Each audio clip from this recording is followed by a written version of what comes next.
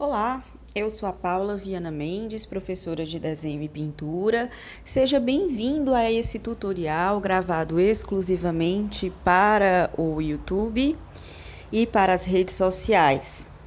Nesse tutorial a gente vai começar, eu já estou começando com o meu desenho a lápis, tá certo? Feito. E a gente vai se concentrar na pintura, a gente vai começar umedecendo o fundo, tá certo?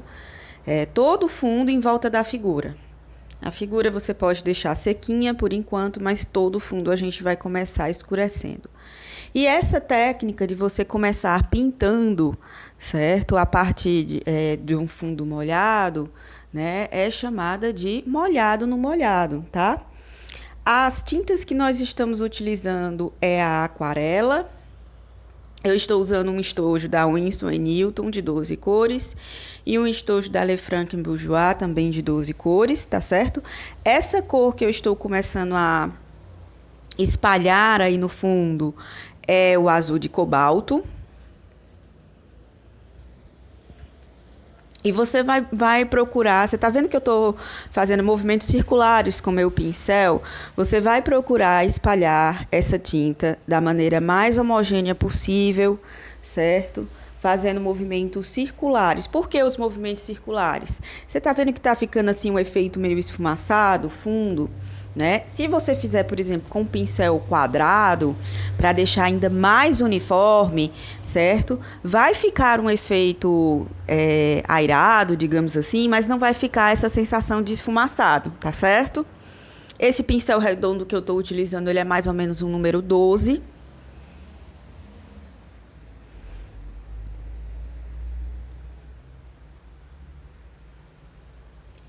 E aí agora eu tô pegando o fitalo blue ou azul de fitalo, tá? Que é um pouco mais ciano do que o azul de cobalto. E tô fazendo uma nova camada aí por cima do azul de cobalto em algumas regiões, não precisa ser todas. Uma outra coisa muito importante que você precisa observar, tá? Ao colocar essas tintas, principalmente se você tiver com estojo da Winsor & Newton, né? Com estojos mais profissionais que são muito pigmentados, né? É que você precisa... Você tá vendo que eu tenho do lado ali um godezinho, onde eu vou colocando a tinta, vou colocando água e vou diluindo? Então, para ficar essa transparência no fundo, né? A aquarela, ela trabalha muito com transparência. Você precisa diluir a tinta, não dá para colocar ela simplesmente do jeito que você pega do godê, porque senão ela vai ficar muito intensa, tá? O brilho vai ficar muito forte.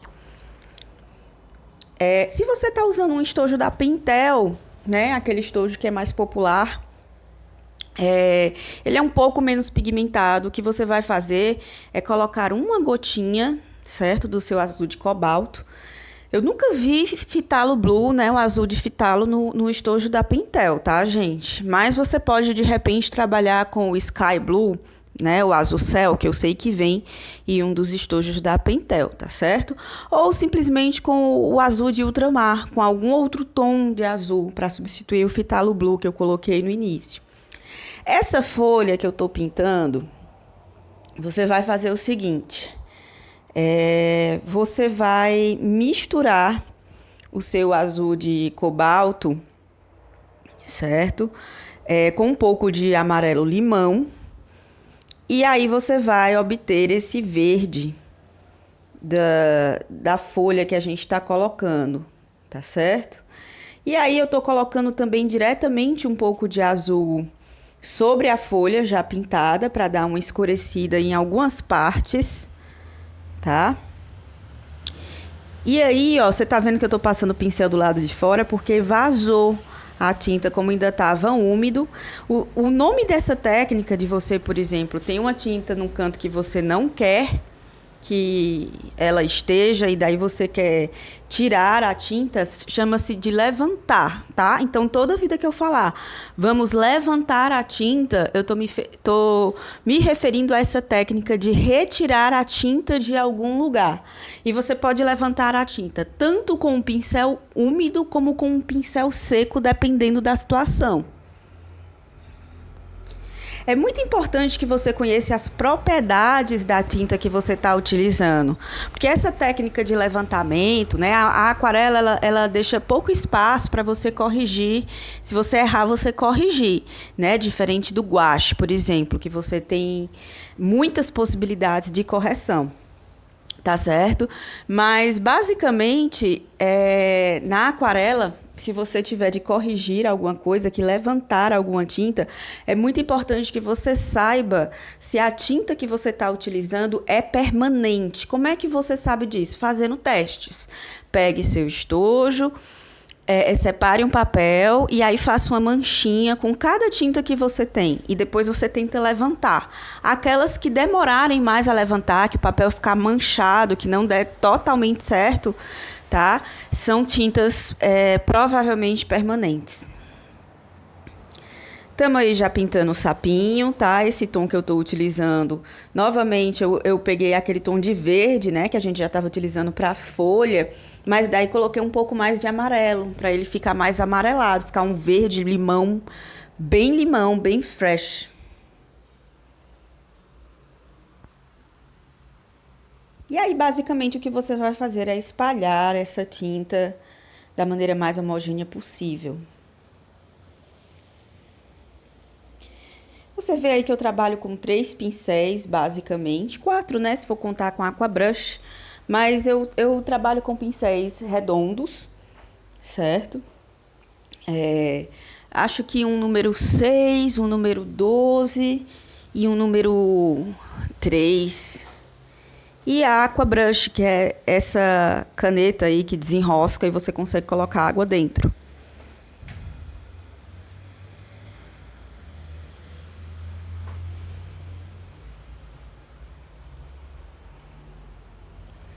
Estou pegando um pouco do verde diretamente aí do estojo da Winsor e aplicando em algumas partes do sapo,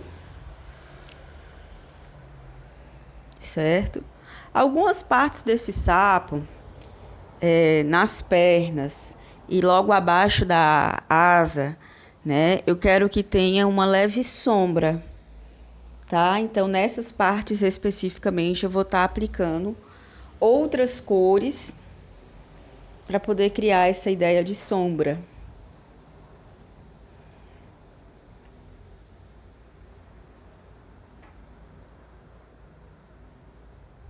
Limpando aí o pincel direitinho.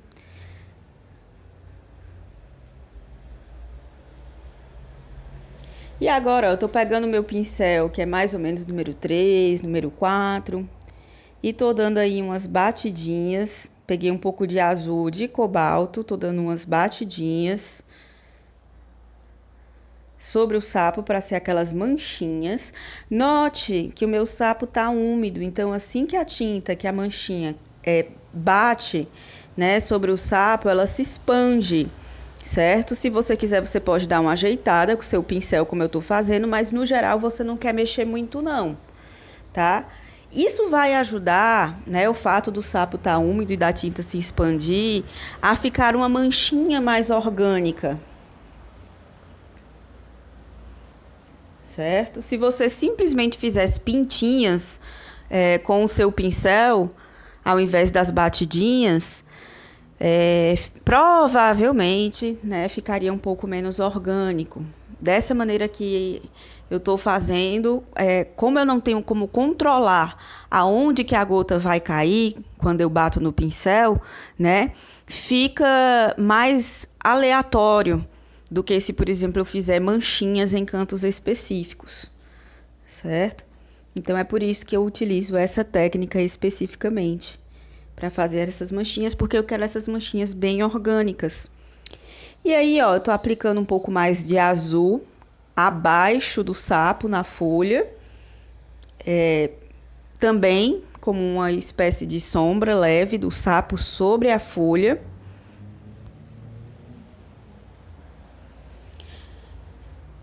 Vou começar a colocar um pouco de preto diretamente no olho do sapo, tá?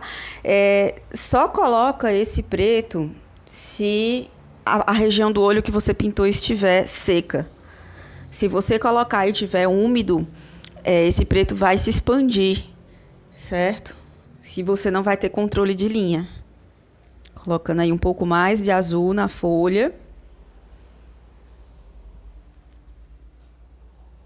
E isso é uma coisa que eu faço, assim, a aquarela, ela tem um tempo de secagem, né? De você estar trabalhando regiões diferentes com tempos de secagens diferentes. Então, enquanto você está esperando, por exemplo, o sapo secar, o corpo do sapo secar, se o olho já estiver seco, vai e trabalha no olho.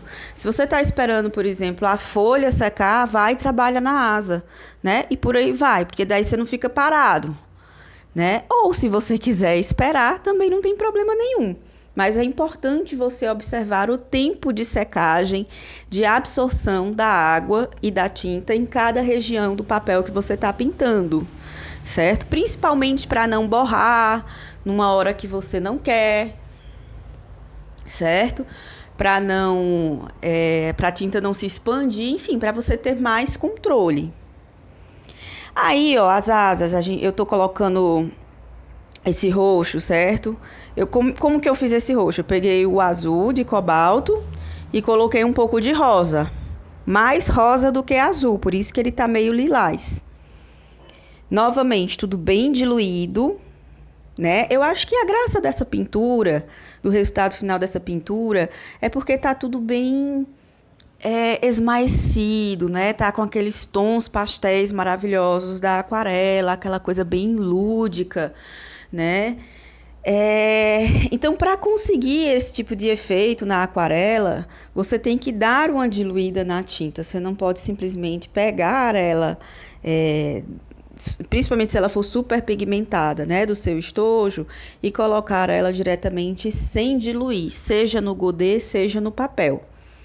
Tá certo? Tô colocando, reforçando aí um pouco mais de azul.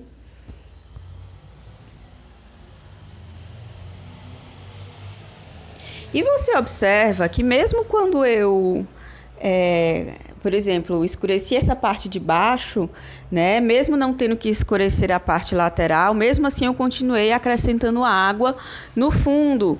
Por quê? Porque se você mexe no fundo só em uma região e não equaliza a quantidade de água, o tempo de secagem com outras partes que estão próximas, o que vai acontecer é que provavelmente você vai criar um backrun. Infelizmente, eu não conheço palavra portuguesa, tá? Para tradução no português, para essa palavra no inglês, certo? Mas, basicamente, o backrun são aquelas linhas, né, que vão se criando na própria pintura quando ela se acumula em um ponto do papel. E isso acontece principalmente porque são tempos de secagens diferentes. Ou seja, provavelmente tinha algum canto que você estava pintando que estava mais úmido, mais molhado, em volta tinha uma região mais seca, o tempo de secagem foi diferente e aí criou um backrun, criou uma linhazinha, tá certo? Aí no olho eu estou aplicando um pouco de amarelo canário. Não dá para ver, eu estou pegando aí no estojo da Winsor, mas basicamente é amarelo canário, que é aquele amarelo que fica logo ao lado do amarelo limão. E na parte de cima da pálpebra desse olho, eu estou pegando um pouco de ocre, certo?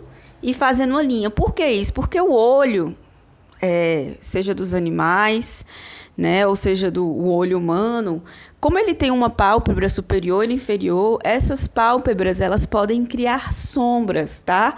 Geralmente a pálpebra superior vai criar uma sombra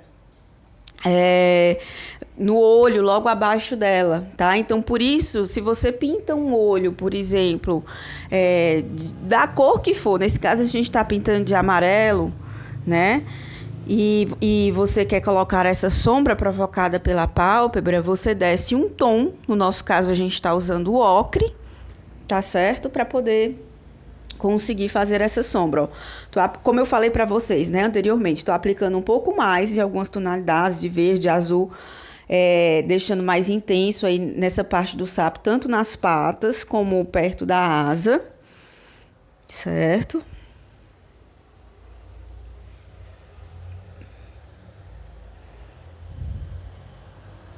E isso é outra coisa importante. Quando você pinta, a não ser que essa seja a sua intenção, né? Tenta não pintar, por exemplo, o sapo é verde, beleza. Mas tenta não pintar ele inteiro de um tom só de verde. Entende? Porque se você pinta ele de um tom só de verde, além de ficar chapado, sem profundidade, né, ele vai ficar menos rico. Olha quantos tons de verde eu já não apliquei nesse sapo, né? Eu botei um pouco de amarelo-limão, fiz um verde com azul de cobalto, botei já diretamente o azul de cobalto, né? E assim, não é que ele vai ser no final das contas você não nota assim, por exemplo, muitos tons de verde de uma vez, tudo separado, não, existe uma transição suave entre esses tons, certo? Você nota que um canto está mais escuro, outro canto está mais claro, e existe uma transição entre esses tons. Aí na asa, novamente, eu estou usando o amarelo cobalto do estojo desculpa, o amarelo canário. Amarelo cobalto é ótimo. Mas o amarelo canário, certo? Do estojo da Winsor & Newton.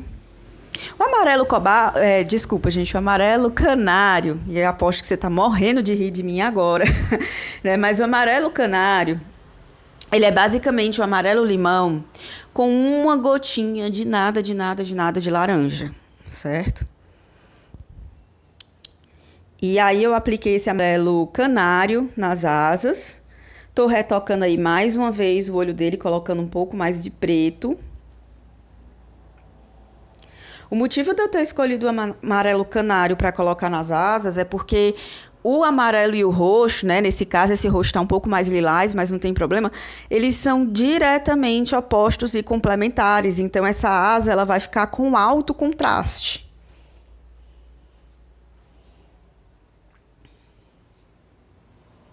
E aí, aplicando um pouco de azul também nas asas diretamente, né, como uma espécie de sombra. Aquilo que eu falei para vocês, né, eu raramente, não vou dizer nunca, porque enfim, né, mas eu raramente vou pintar uma coisa de um tom só. Então, se a asa é para ser roxa, eu vou aplicar pelo menos 2 tons de roxo.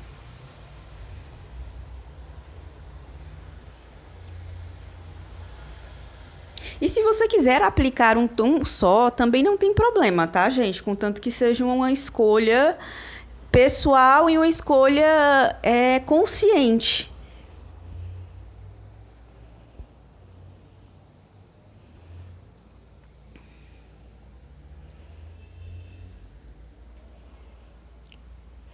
Quando eu terminei de fazer essa pintura e secou completamente, eu também peguei o amarelo canário e fiz umas bolinhas, certo? Como se fossem uns vagalumezinhos, né? Umas bolinhas mágicas assim em volta do sapo, tá? Tenho quase toda certeza que eu não capturei isso na câmera, mas fica aí a informação de que houve esse complemento depois que a pintura secou completamente. Aplicando aí um pouco mais do roxo nas asas.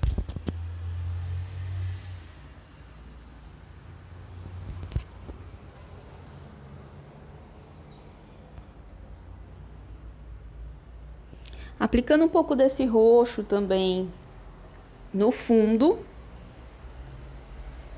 até para harmonizar mais com o que já está feito. Ganhar uma riqueza. Você tá vendo? Eu não sei se vai dar para ver claramente aí no vídeo, na figura final dá para ver, tá certo? Mas você tá vendo que aí nessa parte de baixo do azul, onde eu tô passando, né, a tinta, ela tá sedimentada, né? Isso também é outra propriedade. Eu falei que existem as tintas na aquarela com a propriedade permanente, existe também as tintas na aquarela com a propriedade sedimentada. Né? É outra propriedade que a aquarela tem e que você pode utilizar ao seu favor, essa textura natural que a aquarela cria, né, para deixar suas pinturas mais interessantes. Ah, gente, eu capturei, olha só. Secou e eu tô fazendo aí as bolinhas mágicas que eu falei para vocês, os vagalumezinhos, tá? Isso já foi depois de estar completamente seco, tá? Porque se você fizer isso com ele úmido, o que vai acontecer é que essa bolinha vai se expandir. E eu tô tentando aí colocar da maneira mais aleatória possível. colocando aí, inclusive em cima da asa, coloco por cima do sapo.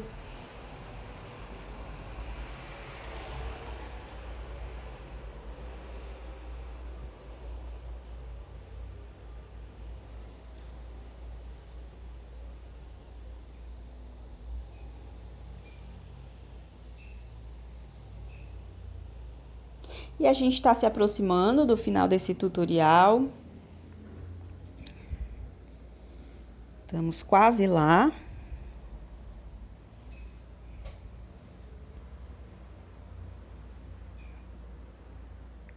Eu espero que vocês tenham gostado, tenham aprendido também, né, várias coisas sobre a aquarela, sobre como manejar a tinta, como criar efeitos.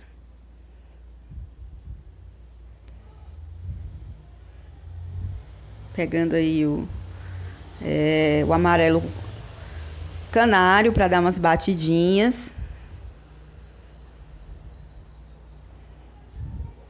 Ficar esses pontinhos, quase não dá para ver aí no vídeo, mas faz a diferença no resultado final.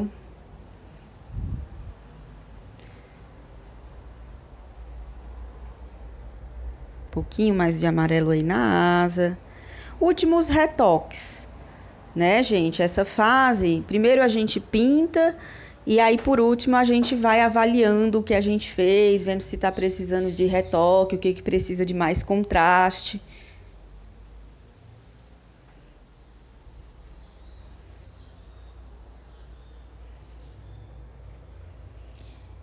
E é isso, pessoal. A gente está chegando ao fim desse tutorial. Espero que vocês tenham gostado. E eu vejo vocês nos próximos vídeos.